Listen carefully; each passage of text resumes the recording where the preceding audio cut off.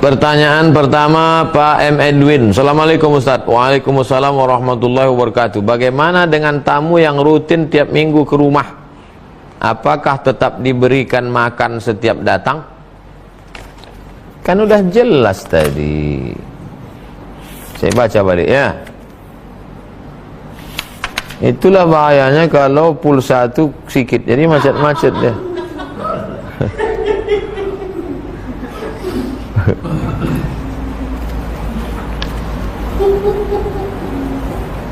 Saya bacakan ya.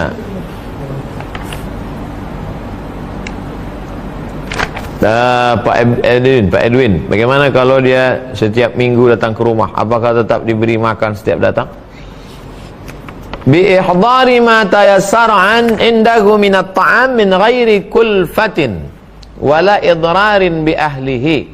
Kalau mampu mengasih makan, kasih tanpa memberatkan dan tidak memudaratkan. Kalau bapak merasa berat, tak usah kasih makan. Kasih makan ringan, kasih snack. Snack itu makan ringan, bukan ular.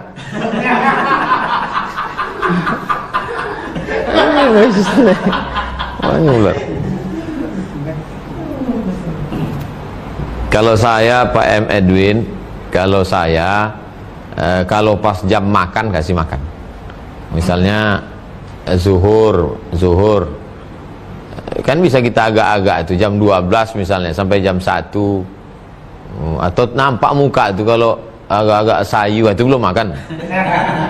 Zaman dulu susah masak, zaman sekarang tinggal beli rumah makan, pesan, bisa pula telepon antar rumah makan, makan. Kalau kita mampu Pak Edwin, kalau tak mampu tak usah. Tapi kalau kita lihatlah cerita dalam hadis itu Pak Edwin, bagaimana orang zaman Nabi itu bisa makanan anaknya dimasak istrinya, lalu kemudian dimatikan pula lampu pura-pura makan, itu kan luar biasa itu. Makanya kalau kita buat rumah itu niatnya supaya datang tamu. Kalau buat rumah niatnya supaya datang tamu, silaturahim. Ini buat rumah gemboknya sampai 3, hilang pula kuncinya. Gimana orang mau masuk? Tembok setinggi-tinggi, pintu 3 lapis, tembok setinggi jauh memandang, anjing 3 ekor. Jarang pulang ke rumah, lupa anjing itu tuan rumah.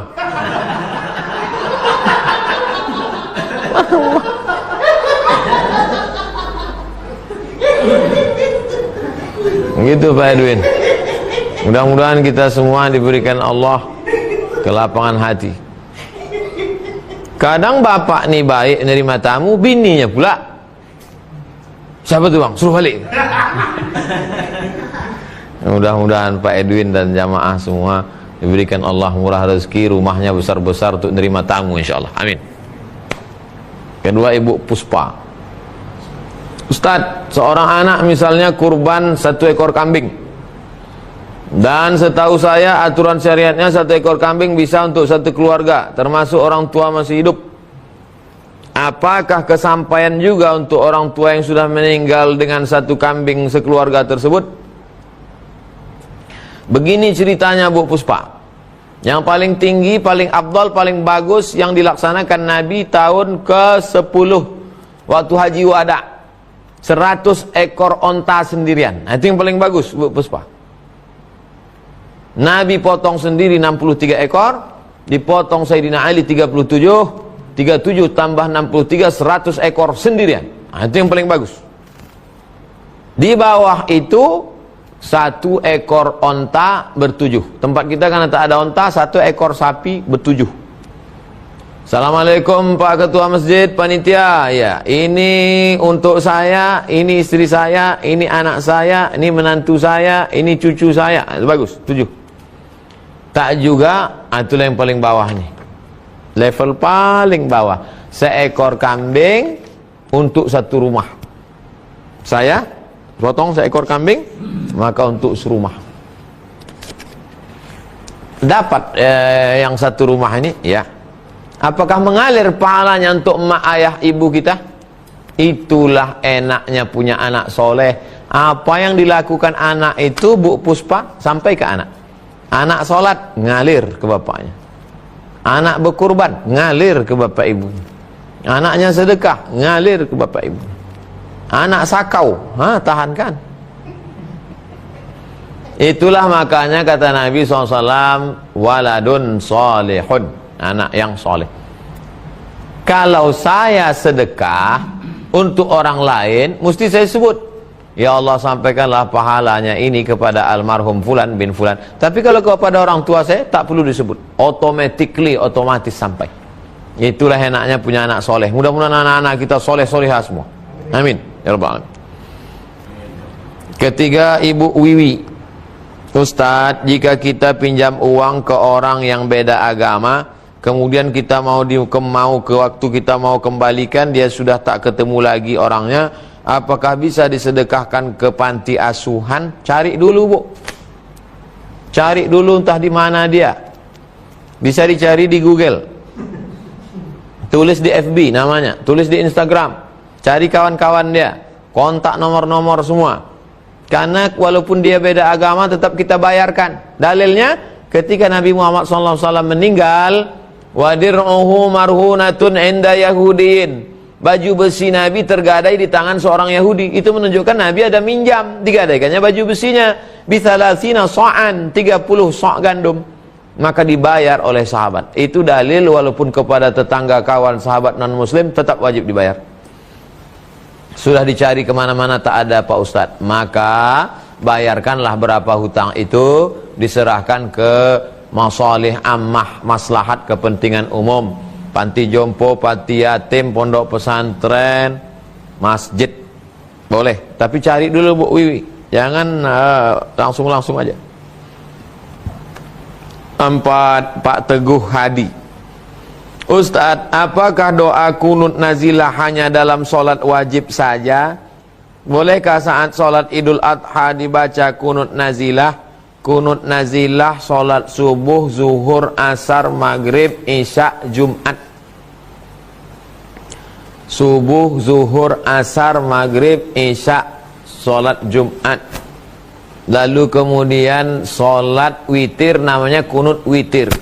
Ada kunut witir, ada kunut subuh, ada kunut nazilah. Begitu aturannya. Tidak ada dalam sholat Idul Adha. 5, Ibu Inyi. Ustadz, apakah kita berkata buruk di dalam hati tapi tak diucapkan, apakah akan tetap dihisap, dihitung?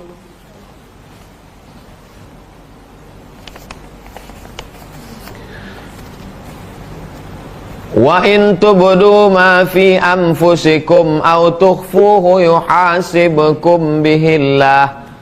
Apa yang ada dalam hatimu, baik kau simpan dalam hati ataupun kau nyatakan, tetap akan dihisap, dihitung. Tuh ayat tuh, Bu. Itu ayat itu, Bu, ini ujung surat Al-Baqarah. Wa in tubdu ma fi anfusikum. Kalau kau nyatakan, kau simpan apa yang ada dalam hatimu, yuhasibukum bihillah, maka tetap akan dihisap oleh Allah, dihitung. Datanglah sahabat melapor, ya Rasulullah, kalau begitu tak sanggup kami hidup.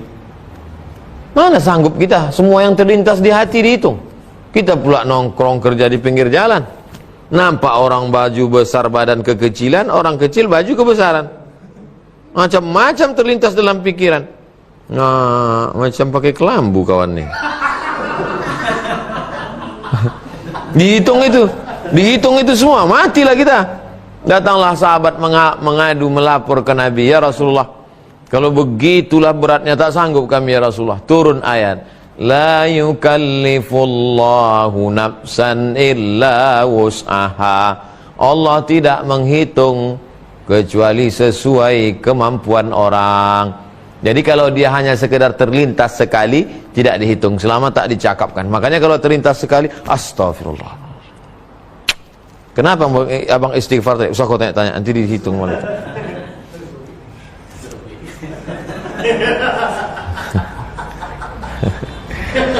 Oleh sebab itu kalau terlintas dibikin, Walladzina idza fa'alu fahishatan aw zalamu anfusahum, kalau mereka melakukan perbuatan yang tak diridhai Allah, terlintas dalam hati mereka, zakarullah, segera ingat kepada Allah, langsung ingat pada Allah, fastaghfaru lidzunubihim, langsung istighfar, walam yusirru ala ma fa'alu wa hum ya'lamun, tidak melanjutkan. Jadi prosesnya 3, Bu Inyi. Prosesnya 3. Pertama, ingat. Setelah ingat, istighfar. Setelah istighfar, stop. Sekarang banyak yang ingat, tapi tidak istighfar. Banyak yang istighfar, tapi tidak stop. Ada orang ingat tapi dilanjutnya juga. Ada yang ingat dan istighfar. Astagfirullah, aku kalau nengok ibu itu entah macam hantu tengok. Yang bagus itu adalah ingat, istighfar, walam yusirru ala ma fa'alu wa hum ya'lamun, tidak melanjutkan. Pak Nuzul artinya turun. Jadi Pak Nuzul ini turun aja. Assalamualaikum Ustaz, bagaimana kalau ada yang berpendapat marah sebaiknya diungkapkan daripada dipendam akan jadi penyakit? Itulah yang kita kaji tadi Pak Nuzul. Kalau marah itu dipendam, disimpan, menggumpal dia dalam jantung, menjadi kuning, pucat. Jadi kalau gitu bagusnya marah? Bukan. Jadi hilang dia, tidak bergejolak keluar, tidak mendidih, dan tidak menggumpal ke dalam. Hilang dia. Dengan apa dia hilang? Dengan pertolongan Allah. Ini yang mau kita kaji. Kalau cuma ngaji lama-lama, cuma nyuruh marah, untuk apa? Bisa marah itu hilang. Saya lama dalam perjalanan hidup ini, udah tua juga lah, walaupun belum berapa tua kali. Bisa tuh kadang-kadang, bisa kita tak ada marah kita, malah kasihan kita. Dikerjain orang kita, kasihan kita. Karena kita melihatnya kerdil kali dia, kecil kali dia. Nah, jadi yang membuat itu siapa? Allah. Allah yang membuat itu ada rasa itu dalam hati kita, sehingga kita jatuhnya menjadi maaf. Malah kasihan. Mungkin orang bilang kita, alah kau goblok. Enggak. Begitu Pak Nuzul. Mudah-mudahan Pak Nuzul turun, artinya turun marah Pak Nuzul. 2 Eni Isnaini. Ustadz, apa saya berdosa kepada anak ketika saya marahi anak sampai menangis dan sedih, padahal marah saya bohongan agar anak saya berubah? Kasusnya tak jelas, pada kasus apa ibu ini marah? Kalau dia menumpahkan gulai ke lantai, ibu marah. Mengepel gulai itu cuma 5 menit, Bu. Tapi menghilangkan kesan dia marah ibu itu bisa 5 tahun belum tentu hilang. Itu dapat saya di Facebook. Tapi kalau ibu marah ibu karena dia nyuci piring gelasnya pecah. Itu. Jadi ingat, saya orang tua saya, kami tak ada saudara perempuan. Kalau saya nyuci piring, pecah gelas, pecah piring, tak pernah dia marah. Karena itu memang bukan tepat dia marah. Yang dia marah tuh kalau datang tamu, duduk saya di atas. Wah, itu marah. Duduk saya di atas, tengoknya gini. Tak juga turun, balik tamu tuh, siap lah. Itu. Tapi kalau mencuci piring, gelas pecah, itu tak pernah dia marah. Itu jadi karena ibu tak sebutkan contoh kasus, jadi saya tak tahu apakah saya berdosa ketika anak saya marah.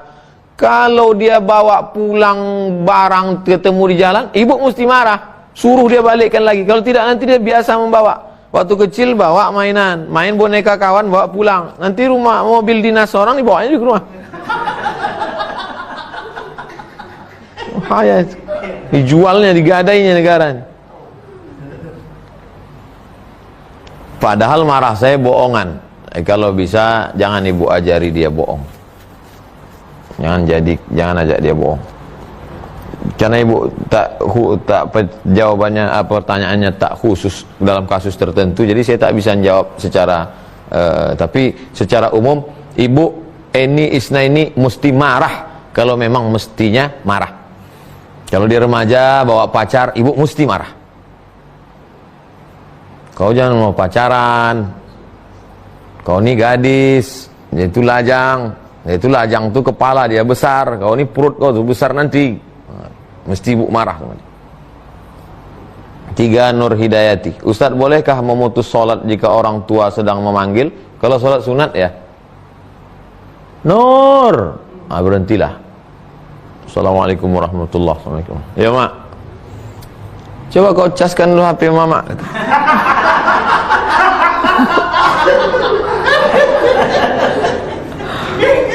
Apa nyawa ini? Pikir tadi entah apa kali. Kalau sholat sunat boleh Bu Nur, tapi kalau sholat wajib tak boleh. Kalau sampai tak menyaut waktu sholat sunat, Nur katanya, tadi Nur katanya, tak, matilah kau Nur katanya. Bisa mati. Bisa kita mati. Dalilnya Pak Ustadz, ada seorang laki-laki namanya Juraij, dipanggil sama emaknya, Juraij, diam dia. Juraij, diam dia. Karena dia sedang ibadah waktu itu. Juraij, diam dia. Didoakan emaknya, Allahumma la tumithu hatta turihi wujuhal mumisat. Jangan matikan si Juraij sebelum matanya melihat PSK. Jangan matikan Juraij sebelum matanya melihat PSK. Terkabul. Tak lama sesudah itu, langsung ada maaf perempuan hamil. Ditangkap. Siapa yang menghamilimu? Juraij. Tangkap Juraij. Oh, ini kerja kau Juraij. Ya, selama ini pura-pura ibadah. Ini hamil tukang gembala kambing gara-gara. Hancurkan orang rumah ibadah Juraij. Hampir dibunuh Juraij. Kata Juraij, tunggu sampai anak itu lahir. Begitu anak itu lahir, ditusuk Juraij pusat anak itu. Ya gulam, wahai anak kecil, man abuka? Siapa bapakmu? Anak itu menjawab, Ra'il ghanam, koboi. Siapa bapakmu? Pengembala kambing. Koboi pengembala kambing.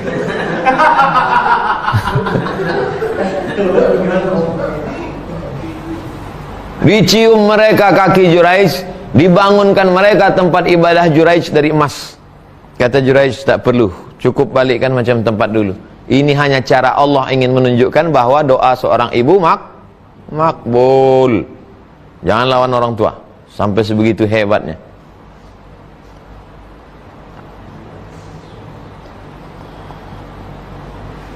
Ibu Ferawati, Ustadz, jika seorang marah sampai menyumpahi orang lain mati, setahun kemudian yang disumpahi itu mati, apakah orang itu berdosa? Bagaimana menebus dosa itu? Dia mati itu karena ajalnya sudah sampai.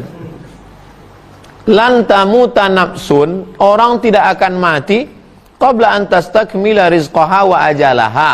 Orang tak akan mati sebelum ajalnya sampai, sebelum rezekinya penuh. Jadi kalau ada orang mati, itu karena rezekinya sudah penuh dan ajalnya sudah sampai. Kita ini ibarat truk, asal sudah penuh, jalan.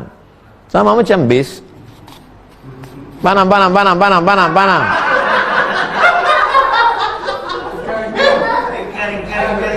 Asal udah penuh, jalan. Asal udah penuh, jalan. Lalu kita ini kenapa belum jalan? Karena belum penuh. Asal penuh, jalan. Hanya saja menyumpahi orang ini tak boleh. Ya Rasulullah, tolonglah kau laknat si fulan itu ya Rasulullah. Kata Nabi, inni lam ub'ats la'anan. Aku tak diutus Allah untuk melaknat. Innama bu'istu rahmatan. Aku diutus membawa rahmat untuk semesta alam. Tak boleh kita sumpah-sumpah orang. Yang sudah berlalu apa boleh buat? Istighfar, minta ampun pada Allah. Akan datang yang sumpah-sumpah orang lain. Terakhir Pak Dedi Gumulia. Ustadz, kalau saya sholat di rumah, orang tua saya non muslim, di mana di rumah itu ada patung sembahannya, bagaimana hukumnya? Pertama saya doakan mudah-mudahan Pak Dedi istiqomah. Kami ini Pak Dedi, mak kami muslimah, ayah kami Islam, tinggal di negeri muslim, sekolah pesantren.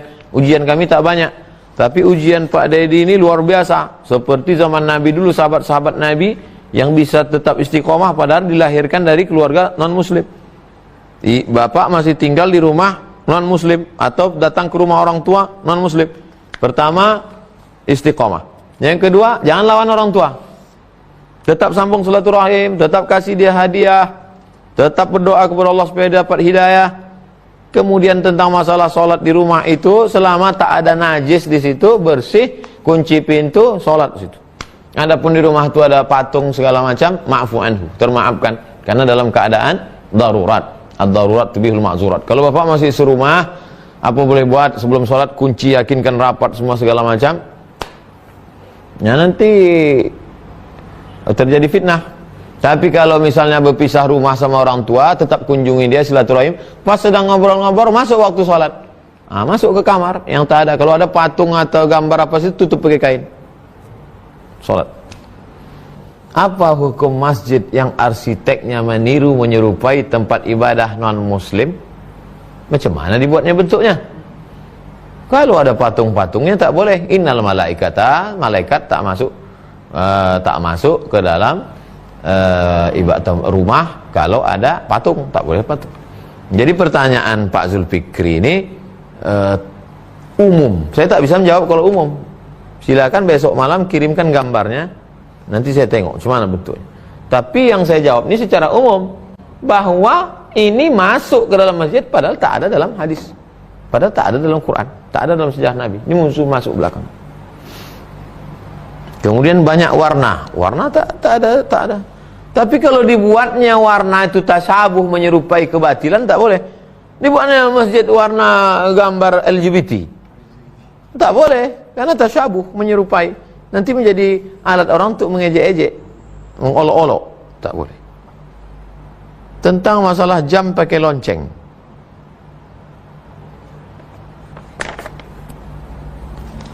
disertasi saya tentang Syekh Hasyim Asy'ari wajuhuduhu fi nasri sunnah, kontribusi Syekh Hasyim Asy'ari tentang penyebaran sunnah di Indonesia.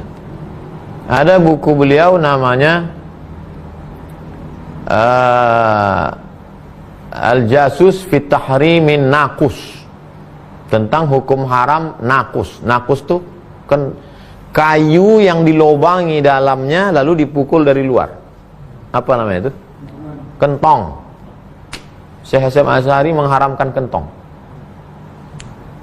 karena kentong dipakai oleh agama lain untuk memanggil waktu sembahyang.